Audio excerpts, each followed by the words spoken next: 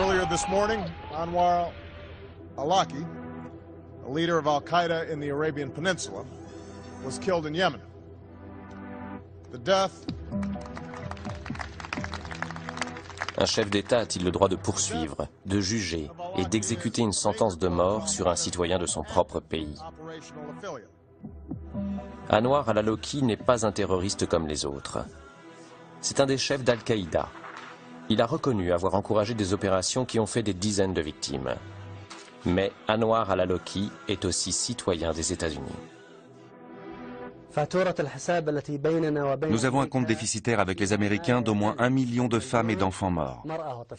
Je ne parle même pas des hommes. Nous avons un décompte de victimes avec les Américains qui dépasse le million. Rien qu'en comptant les femmes et les enfants. Ceux qui ont été tués dans les avions, c'est une goutte d'eau dans l'océan. Il nous est permis de les traiter comme ils nous traitent et de violer les règles qu'ils ont violées contre nous. Ces discours enflammés diffusés sur la toile et à la télévision conduisent les Américains à inscrire Anwar al-Awlaki sur la liste de la mort.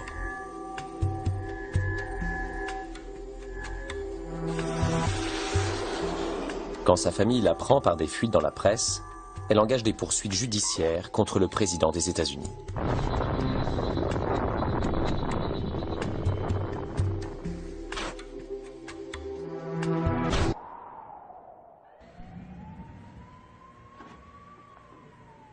Ok, Pardis, pourriez-vous vous présenter, s'il vous plaît? Pardis Kerbray, une avocate du Centre des droits constitutionnels, une ONG de New York, est chargée de représenter la position de la famille al-Awlaki devant la Cour. Ce programme est une politique de meurtre menée par l'exécutif. Rien n'a été contrôlé par un tribunal. Rien n'a été approuvé par le Congrès. La base légale qu'utilisent les États-Unis, le président, le département de la Défense et la CIA, c'est une autorisation donnée après le 11 septembre 2001.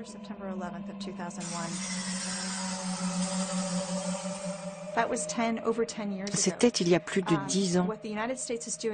Ce que les États-Unis disent maintenant avec cette politique, c'est que ça a été autorisé en réponse après le 11 septembre, que ça autorise le recours à l'élimination physique contre n'importe qui. Pas seulement les membres d'Al-Qaïda, mais aussi contre Al-Qaïda, les talibans et des forces associées indéfinies, quel que soit l'endroit où ils se trouvent. Le 5 décembre 2010, le juge John D. Bates rejette dans une décision de 83 pages les demandes de la famille al-Awlaki. La Cour reconnaît cependant qu'il est troublant qu'on puisse envisager d'exécuter sans procès un citoyen américain. Si Allah Tout-Puissant souhaite que je sois tué par eux ou leurs agents, alors ce sera aussi ce que je souhaite. Un an plus tard, la trace d'Anwar al-Awlaki est retrouvée et une série de frappes de prédateurs vient mettre fin à la traque. C'était le 30 septembre 2011. Les États-Unis exécutèrent la frappe. Ils ont tué Anwar al-Awlaki. Ils ont tué un autre citoyen américain, Samir Khan. Ils ont tué au moins 2 autres personnes dans cette frappe. 2 semaines plus tard, ils effectuaient une autre frappe au Yémen, qui tua le fils d'Anwar al-Awlaki, un citoyen américain de 16 ans, Abdulrahman al-Awlaki, son cousin yéménite de 17 ans, et au moins 5 autres personnes qui étaient assises dehors pour dîner. Et il n'y a eu absolument aucune prise de responsabilité pour aucun de ces assassinats, pour aucune des personnes tuées, et en particulier pour les citoyens américains tués par leur propre gouvernement. C'est un monde très effrayant. Quand nous voyons un chef d'État qui dit « Nous nous réservons le droit de tuer qui on veut, où on veut, quand on veut, pour des raisons que nous allons garder secrètes, et vous ne pouvez pas examiner l'affaire avant ou après », c'est vivre dans un monde assez effrayant. Et vous pouvez parier qu'il ne faudra pas beaucoup de temps avant que d'autres gouvernements suivent la même voie. Et il me semble que c'est un terrain glissant sur lequel on s'avance déjà à vitesse grand V.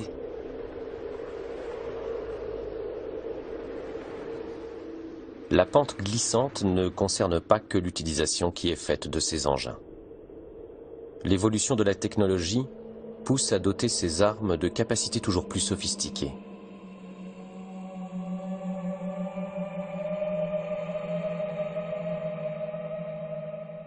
Le CERAM est un canon qui détruit en vol les missiles ou les munitions de mortier.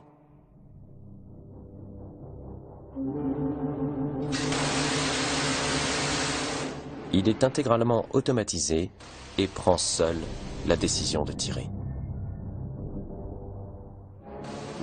Nous pouvons allumer la machine, nous pouvons éteindre la machine, mais quand la machine est en train d'opérer, nous ne pouvons pas l'arrêter. Et quand vous avez un missile qui arrive, votre temps de réaction est de moins d'une syllabe. Vous avez moins d'une seconde pour décider, et si vous vous trompez, vous vous êtes non seulement condamné vous-même, mais aussi tous les autres soldats autour de vous. Autonomie. C'est le mot qui court sur toutes les lèvres des spécialistes. Ces robots si habiles vont-ils bientôt prendre leur indépendance et pouvoir exécuter leur mission sans l'intervention de l'homme?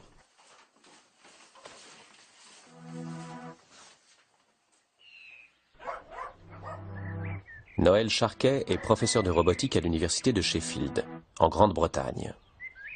Il sait ce que préparent les chercheurs militaires. Ce qui m'inquiète le plus avec les drones, ce n'est pas tellement quand l'homme a une place dans le circuit,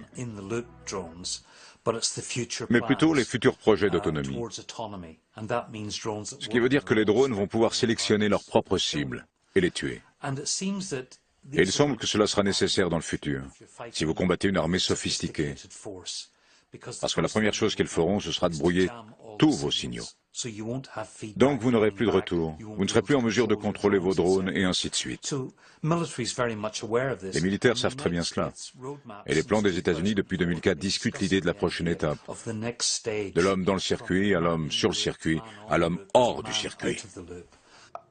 Il y a environ un an, j'étais à une conférence internationale de droit et il y avait tous ces avocats internationaux qui débattaient dans tous les sens et l'un d'eux était conseiller général en chef de l'US Air Force et il disait « On ne travaillerait jamais sur un système autonome armé parce que ça violerait la loi. Nous ne ferions jamais rien de tel. » Et tous les avocats faisaient « Oui, oui, c'est vrai, c'est vrai, c'est vrai. » Et quelques jours plus tard, j'étais dans un bureau à la recherche navale et on en riait. Parce que je rencontrais des chercheurs qui travaillaient sur un système autonome armé. C'est pas des trucs de science-fiction pour le futur. On travaille dessus dès maintenant. Et effectivement, le X-47B termine ses tests et sera opérationnel en 2015. C'est un drone supersonique, complètement autonome et qui pourra prendre seul la décision de tirer sur une cible.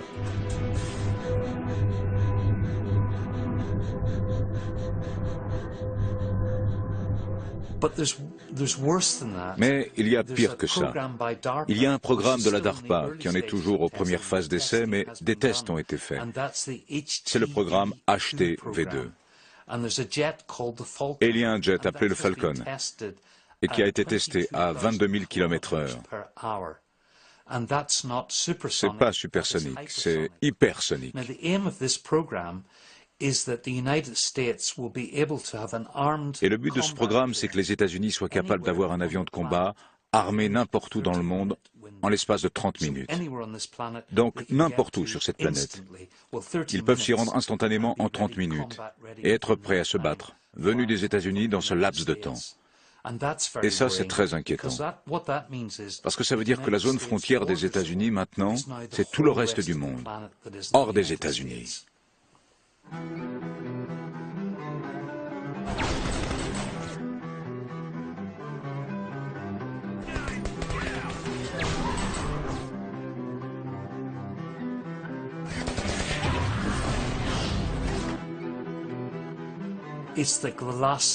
C'est la dernière étape de l'industrialisation. La révolution industrielle, c'est industrialiser la guerre, la rendre très propre. Une usine de mort, où les robots peuvent aller tout détruire et tuer sans que des gens soient vraiment impliqués.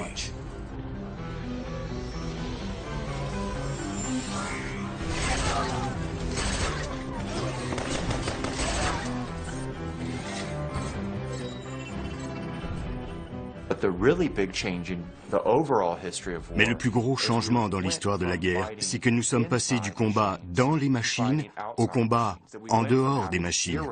On est passé de 0 robots dans l'armée américaine à maintenant plus de 7000, et c'est seulement le début. Il n'y avait qu'un petit nombre de pays qui s'aventuraient dans les systèmes automatisés. Et maintenant, ce sont plus de 50 pays dans le monde, qu'il s'agisse des États-Unis, le Royaume-Uni, la France, l'Allemagne, Israël, la Russie, la Chine, l'Australie, le Pakistan, l'Irak.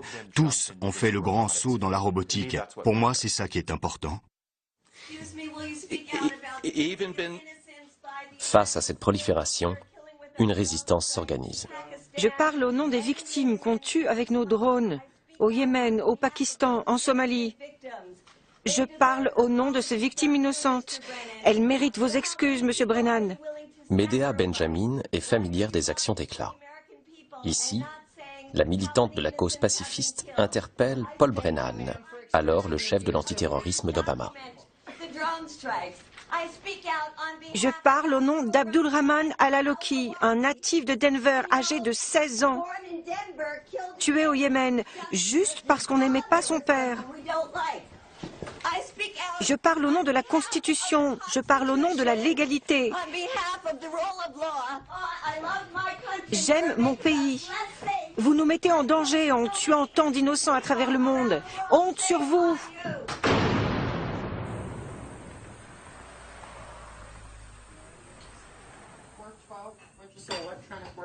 Une poignée d'activistes veulent alerter l'opinion sur les dangers nouveaux liés à la progression inexorable des drones dans les opérations militaires.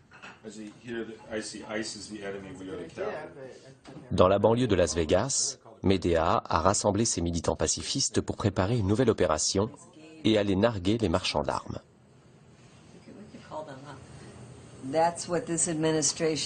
C'est ce que cette administration a dit, que capturer des gens, c'est chiant.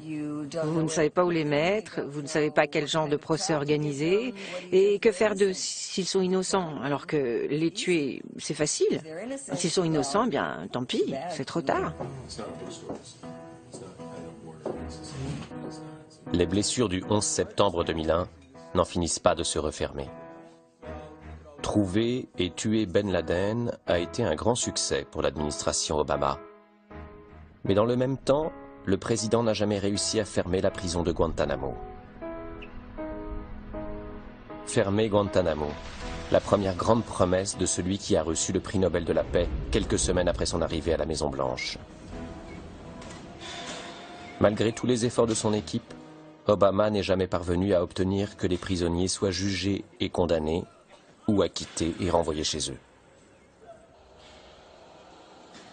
Ils restent enfermés dans les limbes juridiques de l'enclave américaine à Cuba. Ça m'a fasciné quand j'ai initié des poursuites avec 2 autres avocats contre Guantanamo. La droite nous a dit c'est absurde de parler de droits de l'homme pour des terroristes. Et si vous insistez sur leurs droits, on les tuera, et c'est tout. Je pensais que c'était du blabla. Mais l'une des ironies, une très triste ironie d'Obama, c'est que quand il s'est opposé à Guantanamo, et il avait raison de le faire, il a remplacé la détention sans procès par des exécutions sans procès. Et l'idée que l'on a plus d'informations pour justifier la mort de quelqu'un via les services secrets plutôt qu'après 10 ans de détention à Guantanamo est complètement idiote. Donc, on peut être à peu près sûr que les gens qu'ils font tuer sont tout autant pris au hasard que la plupart des gens qu'ils ont mis à Guantanamo.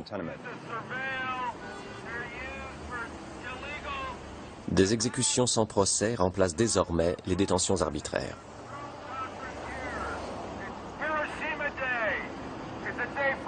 C'est un jour pour la paix. Ce n'est pas un jour pour célébrer les nouvelles technologies d'armement. Toutes ces machines robotisées montrent que s'ils peuvent les fabriquer, ils les fabriqueront, même si la sagesse impose de ne pas le faire. Et c'est pour ça que nous essayons de dire qu'on doit arrêter de développer ces machins. C'est pas parce qu'on sait les faire qu'on doit les faire.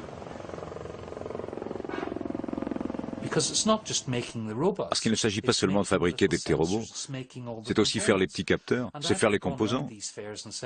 Je suis allé me promener dans ces salons et j'ai demandé « Qu'allez-vous faire quand la guerre sera finie? Vous n'aurez plus besoin de tout ça ?» Et ils m'ont tous répondu en riant « Ah, on n'aura qu'à provoquer une autre guerre !»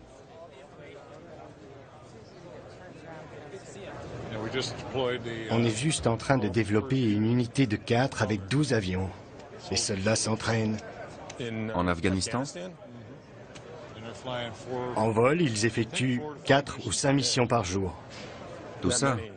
Ouais, ils volent jusqu'à 70 heures par jour.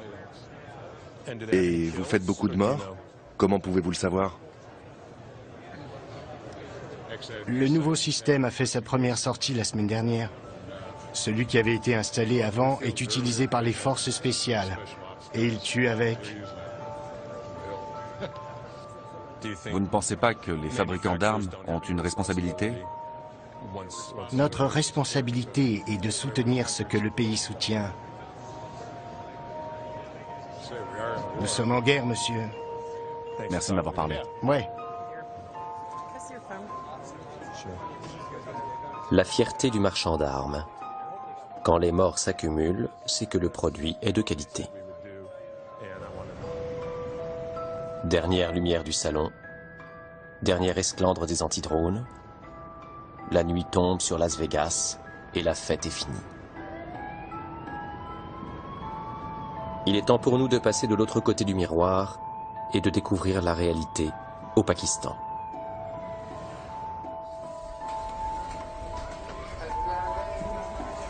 Le Pakistan, un pays allié des États-Unis qui subit pourtant chaque semaine des bombardements de drones américains.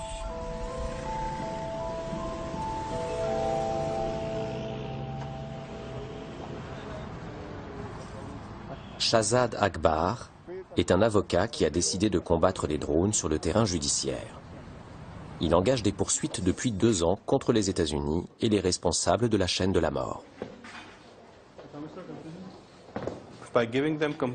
En leur donnant des compensations, ce que nous voulons faire, c'est remettre les gens des zones tribales en confiance avec la société, qu'ils croient en leurs institutions, que leurs tribunaux puissent leur rendre justice, qu'ils n'aient pas à tuer pour se rendre justice comme le fait l'Amérique en tuant des gens illégalement à cause de ce qui leur est arrivé le 11 septembre. Son action la plus spectaculaire a consisté à attaquer le chef de la CIA à Islamabad, contraignant celui-ci à quitter le pays. Malgré son départ précipité, Shahzad ne compte pas en rester là. Si le jugement est prononcé en notre faveur, ça veut dire que nous aurons un mandat d'arrêt international contre cette personne qui a été directement impliquée dans les frappes de drones. Medea Benjamin soutient les efforts de Shahzad et elle a amené un groupe de pacifistes américains pour échanger avec des représentants du Waziristan. Le Waziristan est la province pakistanaise qui, pour son plus grand malheur, longe la frontière avec l'Afghanistan. Shahzad a convaincu ses chefs tribaux de venir témoigner de leur deuil face à ces Américains, dont ils craignent quotidiennement les bombes et les missiles. Le 17 mars 2011, on rapporte que cette frappe a tué environ 50 personnes, tous des civils, et la plus grande partie étaient des personnes âgées des tribus. Shahzad ouvre le dialogue et traduit les propos des uns et des autres. Le fossé culturel reste palpable. Ils sont un peu intimidés par la présence de la caméra et aussi un si grand public et beaucoup de femmes. C'est pour ça qu'il n'y a pas d'échange de regards. S'il vous plaît, évitez de les regarder dans les yeux. Commençons par nous présenter. On doit éviter leurs yeux, donc ne pas les regarder directement? Non, vous pouvez les regarder, mais pas dans les yeux. Évitez le contact direct. C'est une demande qu'ils ont faite par respect, de garder les yeux baissés.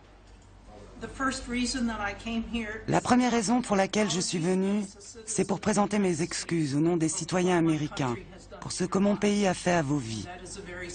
Je sais que c'est une petite chose, mais c'est tout ce que je peux faire. Deuxièmement, je voudrais vous demander, messieurs, si vous aviez un drone, que feriez-vous avec? Si j'avais des drones ou tous ces trucs, je ne bombarderais pas le peuple américain. Par contre, je ne me gênerais pas trop avec la CIA ou la Maison Blanche d'Obama.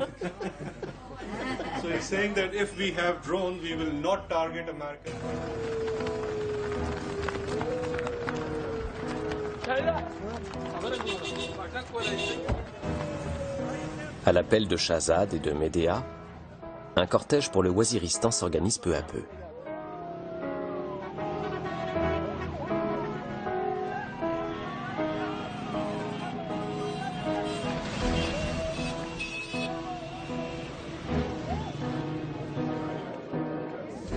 Il retrouve bientôt Clive Stafford Smith, un avocat spécialisé dans la défense des détenus de Guantanamo. Clive, est-ce que les drones sont légaux? Bien sûr que les drones ne sont pas légaux. Il n'y a rien de légal dans ces drones. Il n'y a pas de guerre entre le Pakistan et son allié les États-Unis. Donc tout ce qui se passe ici est illégal. Ils abaissent la barre de ce que les États-Unis peuvent faire dans de grandes proportions, car aucun Américain n'est en danger. Les Américains, à part quelques-uns, les quelques-uns que vous avez vus ici sont à des milliers de kilomètres du Waziristan. Donc, il n'y a pas de danger pour les États-Unis. Des gens sont assis dans le Nevada à jouer à des jeux vidéo avec les vies de gens du Waziristan. Et c'est ça la limite. Les États-Unis n'enverraient jamais de bombardiers F-16 au Waziristan. Et ce ne serait pas politiquement possible, mais ils peuvent le faire avec des drones. C'est ce qui rend ces machins si dangereux. C'est incroyable que nous soyons ici. On a pu aller aussi loin. On a l'impression d'avoir aidé à faire connaître le problème au monde entier et c'est très motivant pour nous. Bientôt, plusieurs centaines de véhicules accompagnent la foule jusqu'à un rassemblement impressionnant. Imran Khan, une célébrité qui est candidat aux prochaines élections présidentielles, prend la tête de la manifestation. Imran est une figure très populaire au Pakistan et ses chances de l'emporter ne sont pas négligeables.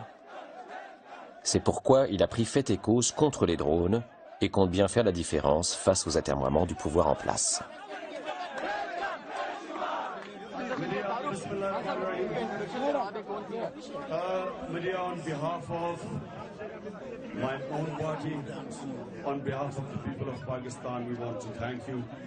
We want to thank all of you for braving. People of Pakistan will always remember you. Thank you.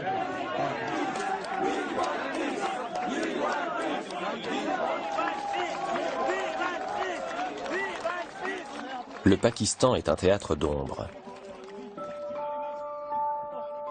Ses autorités protestent contre les frappes, mais ne saisissent jamais les Nations Unies pour qu'elles cessent.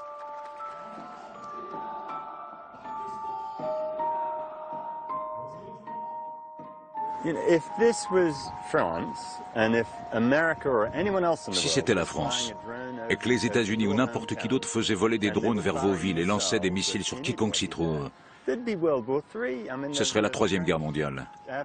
L'aviation française exploserait ces engins en un rien de temps. Et vous savez, quand le gouvernement pakistanais dit qu'ils font tout ce qu'ils peuvent, on sait que ce n'est pas vrai. On ne comprend pas très bien quelles sont leurs motivations et je dois dire qu'elles sont assez complexes. Soit ils ont peur des Américains, soit ils reçoivent beaucoup d'argent des Américains, soit ils ne veulent rien faire. J'ai eu une conversation avec un membre de l'élite pakistanaise qui m'a dit, en toute honnêteté, « Les Américains nous donnent tellement d'argent. Qu'est-ce qu'on a à faire de 3000 personnes au Waziristan? Ils peuvent en tuer encore plus si ça leur fait plaisir. » C'est une attitude incroyablement horrible. Et je ne dis pas que tout le gouvernement pakistanais partage cet avis. Je pense qu'il y a des gens honnêtes qui s'y opposent. Supposons que les drones tuent quelques militants sans grade au Waziristan. Qu'est-ce qui motive les États-Unis pour dire « nous étions en position de légitime défense parce qu'ils ont des idées saugrenues qui leur traversent l'esprit » bien qu'on ne puisse pas leur faire de mal aux Américains, vu qu'ils se trouvent à des milliers de kilomètres du Waziristan. Au nom de la légitime défense, nous voulons les tuer parce qu'ils font de mauvais rêves pour les USA. C'est aussi bête que ça. Le nombre des attaques au Pakistan est déjà en baisse. Mais même si Medea et ses amis parviennent à leur fin, d'autres drones feront bientôt leur apparition. L'industrie a bénéficié à plein des guerres d'Irak et d'Afghanistan. Son nouvel objectif est de ramener les machines testées sur les champs de bataille pour que demain, dans le ciel des démocraties occidentales, elles sécurisent les frontières et combattent criminels et terroristes. Les lobbies se mettent en place pour convaincre le public d'apprendre à aimer les drones qui bientôt survoleront nos métropoles. Bonjour, je suis Henry Cuellar. Bonjour, je suis Buck McKeon. Buck McKeon et Henry Cuellar sont les deux députés chargés par l'industrie des drones de vendre leurs engins aux parlementaires américains.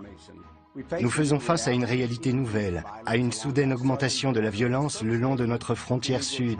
Le drone à tout faire arrive près de chez vous.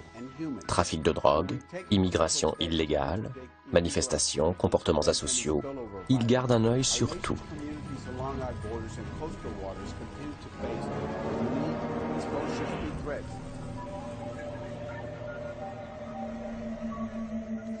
La question des drones, de la robotique et des gardiens de la paix, ce n'est pas une question hypothétique. Devons-nous ou ne devons-nous pas? Est-ce que ce serait sage d'en faire cet usage? Dans les faits, c'est inévitable.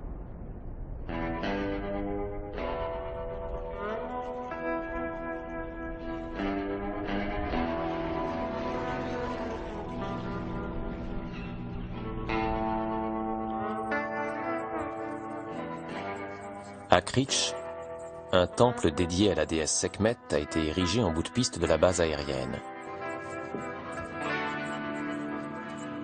Candace, la prêtresse, y multiplie des cérémonies dédiées à la paix, alors que les prédateurs passent et repassent au-dessus de sa tête.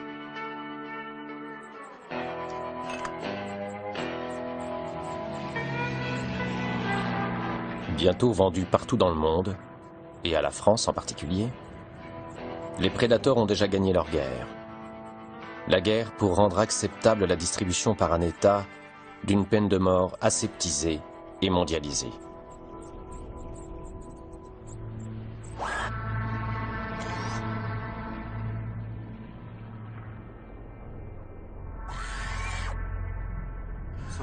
Dites-nous, les prédateurs, ils sont populaires dans le coin? Est-ce qu'ils sont populaires? On les voit tout le temps. Je les regarde atterrir et décoller. Et les gens, ils aiment bien vivre à côté de ces machines? Tout le monde s'en tape. Tout le monde s'en tape? Oui. Militaires ou civils, l'humanité va devoir apprendre à vivre sous l'œil des drones. Citoyens d'un pays démocratique, vous pourrez sans doute espérer bénéficier de quelques protections. Habitants d'États faibles ou de zones déclarées ennemies par les superpuissances, votre sort sera vite scellé. C'est une politique catastrophique des États-Unis, qui a un effet exactement inverse à celui annoncé. Son objectif est de réduire le nombre de terroristes. Mais à chaque fois que vous tuez quelqu'un, vous créez un nouveau groupe de gens qui vous haïssent. Et vous augmentez l'extrémisme. Mais cela ne se produit pas seulement au Waziristan. Ce que le Pentagone a du mal à comprendre, c'est qu'il n'y a personne au Waziristan qui soit capable de menacer les États-Unis. Mais si vous continuez à tuer des gens de cette manière hypocrite, vous faites monter la colère de gens partout dans le monde, y compris aux États-Unis. Par exemple, le poseur de bombes de Times Square, si vous vous souvenez, a lui-même affirmé que la raison pour laquelle il voulait faire exploser Times Square, c'était justement la campagne des frappes au Pakistan. C'est comme cela qu'on exporte le terrorisme aux États-Unis et en Europe, d'une manière qui serait impossible autrement. C'est la politique la plus ridicule qui soit, car cela crée des terroristes chez nous, en Grande-Bretagne et en Amérique.